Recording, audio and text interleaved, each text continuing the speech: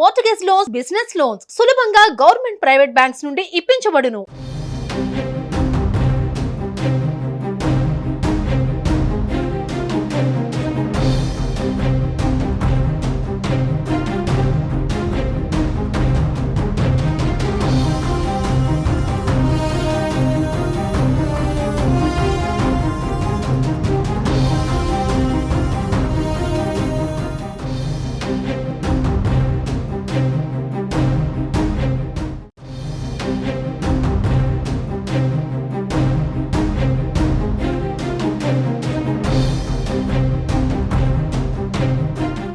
AP మాజీ CM YS Jagan Tirumala పర్యటన రద్దయింది. తిరుమల లడ్డు వివాదం నేపథ్యంలో ఆయన శ్రీవారిని దర్శించుకునేందుకు తిరుమల వెళ్లాలని నిర్ణయించుకున్నారు.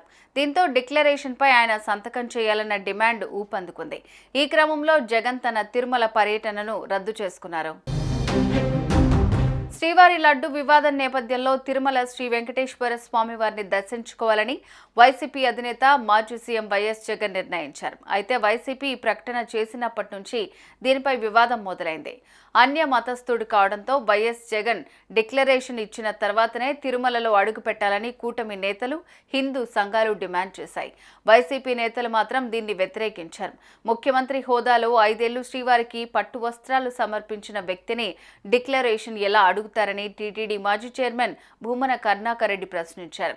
జగన్ డిక్లరేషన్ ఇవ్వరని, ఇందులో రాజకీయ కోణం ఉందని ఆరోపించారు. ఇలా అనవసర రాద్ధాంతం జరుగుతూ ఉండడంతో తన తిరుమల పర్యటనను జగన్ వాయిదా వేసుకున్నట్లు తెలుస్తోంది.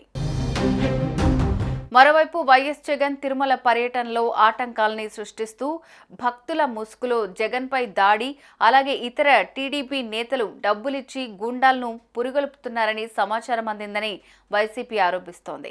వైఎస్ జగన్కు వ్యతిరేకంగా నినాదాలు చేయటానికి, జగన్ కాన్వాయ్పై గుడ్లు వేసేందుకు ఇప్పటికే పెద్ద సంఖ్యలో మనుషుల్ని పురమాయించినట్లు తెలుస్తోందని వైసీపీ పేర్కొంది.